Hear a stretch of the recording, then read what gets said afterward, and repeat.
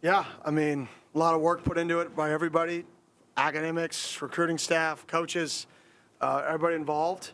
And, this city as a whole has a lot to sell. So I'm pretty excited about it. Questions? No questions, all right.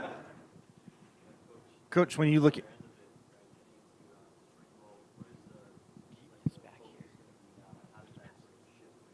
Yeah, the focus has never changed. This program is about our players on our roster. Every kid I talk to in recruiting, every kid we bring in, it's about the people on our team. Same thing I tell our coaches. It's about the people who choose to be Sun Devils. So we're always going to keep it about those kids that are here. So we've been here every Friday with the guys for off-season conditioning already. Most staffs are on the road recruiting some days. We didn't go out on the road every day recruiting. We stayed here with our guys because that's always been the focus. And then, Coach, when you look at, obviously, what you brought in, I mean, we look at the offensive line needing to plug, just your overall thoughts on the guys that came in the trenches. Yeah, I mean, this game's one up front. You got to have big people that can move people. It's a pretty simple game. I mean, you want to move the ball forward, you have to probably move a person forward, right? So we want to get big people that can move people. Jordan, then Lena. Hey, Coach, Jordan Ham, Sports 360 AZ. In terms of Jaden's recruitment, can you just kind of take us through the steps once you knew he was available and then what he can bring to the field? Yeah, I mean, obviously Jaden and I have a relationship that goes far back, and it's been a really natural and genuine relationship, throughout his entire process. He would ask me questions, even after he committed to other institutions. And he would ask me questions, Coach, what do you think about this? And I was always just a sounding board for him. I mean, that's really what our job is as coaches, is you're not going to get every kid. You're not supposed to get every kid, nor does it work out like that. And my biggest thing is to keep relationships with these guys and be a sounding board for them. And in this situation, that came back to a situation where he, got back on the market, and there was a period of time for about a month I couldn't talk to him, and then he got back on the market. He hits me up, hey, Coach, and, it just, from there, it just happened naturally because our relationship had always been natural, genuine, and I would continue that relationship even when I knew that, or I thought I wasn't going to be able to coach him, and here we are today. And what makes him just such a unique quarterback? He's just a great person. You get caught up in, media is media. Y'all are part of the media, so the narrative is the narrative, is what sells.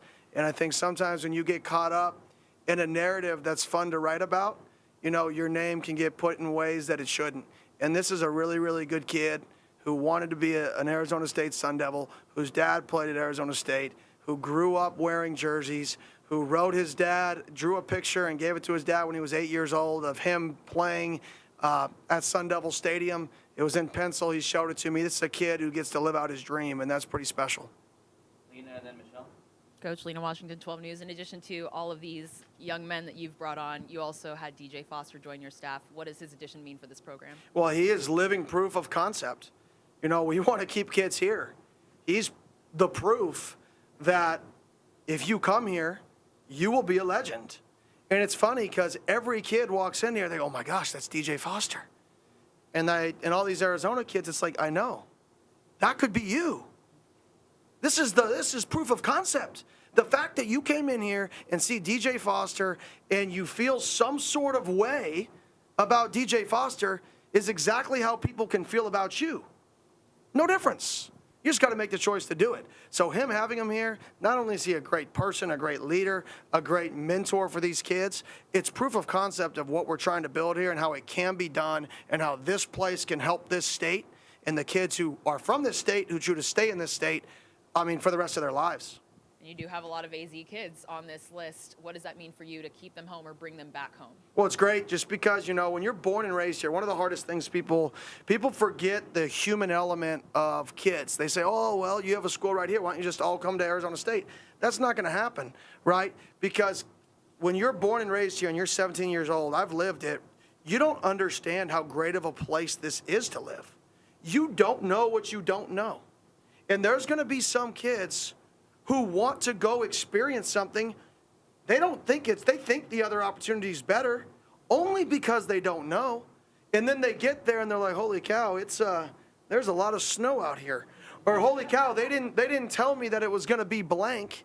This 48-hour visit that I took twice seemed like the dream, and now I'm here, and it's not sunny with mountains, with family, right, with a city with great food. It doesn't have all these things that you don't face those obstacles when you're on a place on a 48-hour visit. So having these kids back is just showing that this is a place that people want to be, right? You don't have to go turn over every rock to realize you want to be somewhere. You can say you want to be here, and it's okay to be here. You don't have to have a reason. You don't have to have a why. I want to be here. That's my reason. Michelle, Mark, Chris. Michelle Gardner, Arizona Republic. Coach, when it came to the transfer portal, it seemed like the first 6, 7, 8 you got were all local guys you brought back. And then you kind of supplemented it with guys that were not local. Can you kind of talk about your philosophy? Was it just kind of maybe easier to bring those guys back and then go get the other guys? That was more probably timing. Those guys obviously went in the portal, and then they were coming home for break. So when you come home for break, right, where are you going to come back? Home, right? You're like, wow, it's 68 degrees out. I'm in the portal. People I know are here. They want to bring people home. So those things just kind of happened naturally because this was their home, so it happened faster for them than the other kids. So I just think that was just ironic and just a product of us being local and the timing of the change. Mark. From a competitive perspective, what was your quarterback like now? Competitive. I think you chose the right word. It's a group of people that are going to compete, but the goal is to compete to make each other better. That's really the ultimate goal. Is I tell people all the time, your goal should not be to play as a true freshman or say I want to play as a sophomore or I want to do blank as this. Your goal is to say, when I leave here, am I the best I could possibly be? And if you leave a place the best you could be, then you're going to be more successful than you would have been if things were promised to you, handed to you, or if you didn't have the competition that pushed you. So sharing the vision and teaching our guys, this isn't about how quickly you can play, right? This is about how can you grow, how can you be better, and then when you get your opportunity, you're better. Huh. Novel concept. So let's just work together, compete versus each other, right? And when you get your opportunity, you're going to be a better version of yourself. Chris, then down here, and then Robbie. What did you like about Ryan and Jaden Rashada? Both accurate quarterbacks. That is a thing you can't, very hard to coach. I shouldn't say you can't because feet can help a little bit. Accurate, smart. Accurate, smart. You know, if you get accurate and smart guys, you can win a lot of football games. And both of those kids have those two qualities. Kind of moving on from what he said about Pine and the quarterback room in total. So you have 3 guys that could really be competing for the starting job. How do you anticipate that kind of position battle kind of playing out? Yeah, we have 5 guys who can really compete for the starting job, right? I haven't seen any of these guys throw. And people will, oh, that's just tongue-in-cheek. That's what you have to say as a coach. It's not. Everybody who steps foot on the field is going to get an opportunity because guess what? I'm in my dream job. I want to see the best player play because that's going to help me win, and it's going to help me be here for 30 years. So what we're looking for guys to come in, have a mindset to learn, to grow, to listen, right? Don't make the same mistake twice. That's it. Don't make the same mistake twice. And that includes somebody else's mistake. You might not get the rep, but you heard me coach somebody else, or you Coach Baldwin coach somebody else. Did you learn from that rep, and did you grow? And that's what we're looking for. Robbie and then Colin. Hey, Coach, Robbie with Fox 10. You touched on the competitive nature of some of these position groups, but with the transfer portal and how much players are moving around nowadays, how important was it for you to identify players that embrace that competitive mindset and wanted to be here in some maybe crowded position groups? Yeah, it's essential. That was a question I asked every kid in our team. It's a question I asked every prospect that we brought in was, do you want to be here? Like, do you want to be here? Very simple. And the reason for that is because we're going to push them. And it's not a trick. These kids didn't get tricked to come here. They didn't get promised playing time or promised anything other than an opportunity to be pushed to a level they've never been pushed, but also understand that they're going to have a coach that has their back and an environment that you can have a lot of fun getting better. And that's our culture. That's our environment here is you're going to have more fun than anybody in the country, working harder than anybody in the country. Kenny down here, sorry, sitting on the Oh, stoop. how you doing? Colin Harmon, ABC 15. With Jaden, I mean, and looking big picture for where you want to take this program, how significant of a domino is that just signaling to, big-time recruits across the country and landing him to get him to come here? Yeah, I think that's a kid who's been through a lot. I think that just shows you that being happy still matters. In all these decisions, there's so many things that get thrown at these 16, 17-year-old kids, adults, handlers, professional recruiters that put all this stuff in kids' minds about why you can't go here, why you can't go there. At the end of the day, you got to show up and be happy somewhere, because if you're not happy, right, you're not going to perform at your highest level of ability. That's simple. And he is showing people it's okay to go to a place like this place who's building and be happy. It's okay. And now these other kids that are saying, man, they were 3-9 last year. Yeah, we were 3-9 last year. I got too many big offers to go there. We were 3-9 last year. No, you don't. No, you don't. You can come here. College football's best teams in the country because the best players in the country go there. It's very, very simple. Culture, good players. The players choose where the good players go. So if you want to come here, if you want to stay home, if you want to move to paradise, you come here. Elite players are already doing it. You're not the first one. Come join it. Nina? You're always trying to get the best players available. How much more movement or additions do you anticipate between spring and fall? Probably not much between. It'll depend on post spring. I shouldn't say not much. It's just you never know. I think I couldn't give you a realistic answer there until after spring ball, but I feel like we filled a lot of needs. We got to get better always, but we'll see where, what's that saying, where the wind blows, right? Jordan? Coach, in terms of Bram Walden, you recruited him in high school, you coached him at Oregon, now he's at Arizona State. Where have you seen him take that biggest step, and where can you see him continue to grow? Yeah, he's battled the injury bug a little bit, and to see him healthy, moving around, and smiling, I worked with him for a year, and I could count on one hand how many times he smiled. Like, this dude smiles, he's happy to be home, he's got a sense of joy about himself, he's got a bounce in his step, and that's the biggest room of growth he's had, is the mentality that he's happy again. And I keep using that word because in college football, so many kids aren't happy because they get caught up in this big business and this big profession. That's a kid who moved home. He's happy. You can see him move better. You can see him just feel better. And because of that, he's going to play better. Chris? Kenny, you mentioned the stuff with the line of scrimmage, the importance of that. You had four Division I transfers. How important maybe those guys are trying to do? Yeah, they're going to be essential to what we're trying to do. Experience at those positions are crucial. And having experience at those positions is what we needed. Because at the end of the day, if you don't have a good O-line, right, one, you can't run the ball. Two, you can't throw the ball, right? It's pretty important. Three, you can't get the D-line better because they can't work. Four, you can't work pass rush or developing routes in team periods because you don't have time to throw the football. Everything has to be skelly. So when you really look at it, you have to have an offensive line in order to run productive practices that make the other 27 guys in the field better. So it's an essential position to have the vets there. Tim and then Jake? Tim Healy, ASU Radio. Kenny, I was talking to Coach Ward just now, and he sounds very excited about the potential of the guys you brought in the defensive front, especially at the edge position. Can you talk about those recruits and how you feel they can contribute? Yeah, we brought in quite a few. I think honestly, the culture and the type of player we're always trying to bring in there, and you can see that with all those guys, is they can affect the quarterback, right? Those are guys that are probably on the smaller side, all of them, as opposed to the bigger side in this league at defensive end, right? They're twitchier. They're guys that can play up the field and rush the passer, right? This league, more than any league I've been in, is a quarterback-driven league, and because of that, defense has to be played in more of a pro-style mindset.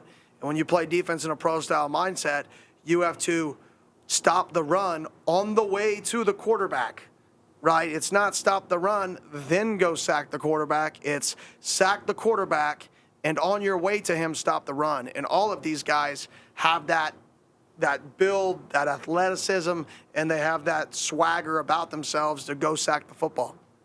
Jake? Vince mentioned, but maybe he mentioned about the vetting process that you do. For you, when you talk to the group, how did you go about vetting out, making sure they were the fit that you wanted? Just honesty, ask them direct questions. You know, I'm a very, very direct person, right? And that's just who I am. Do you want to be here? Are you ready to work hard? Right? Do you understand that you have nothing guaranteed with coming here? Like, people always think you get in with these guys and you hype them up and you make them feel good when they leave a meeting. No, you leave a meeting with me and you're going to be put into reality of what this actually looks like when you show up. Because we're Arizona State. We're going to get players who want to be here. That is going to happen, right? Is it going to be you? Well, that's depending on how bad you want to be here, right? So I would just say honesty and being direct. And I think that's how I am with our current players. That's how I am with the staff. There's really no sugarcoating things. It is what it is. If you don't like what it is, change it. Pretty simple. Dylan? Coach, so we know the goals, and you know the spring ball, it's going to give you guys looks, improving, having fun working hard. But as far as your perspective, broadly, what do you expect spring ball to reveal about this team, this group that you have? Adversity, response. You know, we're going to put these guys in positions to fail on a consistent basis, and we want to see how they respond, right? We want to see how they respond again and again. We want to put them in situations where they're successful. How do you respond? Because it's easy to be successful and respond poorly. So that's what I'm looking for. I'm looking for how this team meshes, basically our competitive nature. Do we compete? If you lose a rep, do you hop your butt back up? Or do you just go to the back of the line? Like, do you have a passion about yourself to win? Like, the goal of the game is to win. So what is our competitive nature that we're going to be? And how do you respond when things go your way? And how do you respond when they don't? That's what I'm looking for. No, I know Camp T is important to you and a lot of these guys on this staff. Where are we at in moving that forward? Is it going to happen this year? Yes, it is going to happen. So we're going to Camp T. Are we invited? I would believe so. I don't see why not. Right, that's where's Coach Butterfield? That'd be Coach Butterfield's decision. Mark? When it comes to the spring game, is there a message for fans and people that are coming down here for Pat's run? What the kind of atmosphere you'd like to see at that stadium? Yeah, a game day atmosphere. It's going to be fun. We're going to create a fun environment that's engaging to people that are there. You're going to want to be there, right? I have a few things that we're not going to say what we're going to do, but you're going to want to be there. If you're a student, you definitely want to be there. If you're a fan with little kids, you want to be there. If you're an adult that just ran Pat's Run, you want to be there. You want to be there, point blank. For me, I need you there, right? If we want to win at a high level, we're going to have prospects there. In order for us to show that we're invested at a level that we're competing to recruit these kids against, they have to see it. I can tell people that we're activating the Valley. Great. Sounds really good as a hashtag, right? Unless people show up, we haven't activated crap, right? So how do we do that? Show up. I don't care if you're one person coming by yourself. It matters. You matter. The one person matters that says, oh, it's just me. No, you matter. Because if 20,000's just you show up, right, we're going to have 45,000 people there. If 20,000 people say, oh, it's just me, right, then we're going to have 4. That was bad math, right? But you all get what I'm trying to say. Like, Coach, for spring too, I mean, obviously, putting in offense, stuff like that, what kind of pace are you looking to go out with that, like installing? And even the defense too, what kind of pace, I mean, for the players, for you guys to see what you have? Yeah, that's a good question. I would say everybody has a plan for how you install it. Great coaches change that plan based off who you're coaching. So we're doing meetings right now, and we'll work, all day on how we're going to install this, right? And probably 60% of it will be different, right? Because once we get in front of the kids and we coach it, and we say, okay, well, this group is struggling with this. We need to slow this down and install it 2 days later. I would like to say in spring ball is for teaching football, right? So football is, you have the new systems. Those are languages, right? Rosetta Stone, right? We're Rosetta Stone right now. We're going to teach you zone is called, right? Whatever chair, right? And that means everybody's going to zone step to the right. But if we go rolling chair, it's outside zone, right? Whatever that is, right? I want to teach kids football and spring ball. What is a thirds drop? How do you middle correctly versus 4 verticals? Versus zone with a wide linebacker, how is that going to change our double team? Is it? Right? Why is it going to change that? Is it going to change your landmark? So I'm going to be more focused on teaching kids football than installing our new version of Rosetta Stone. Anyone else? Rosetta Stone, you can go to NIL Collective if you're interested. Thank you, Coach. You're good. Perfect. Thank you.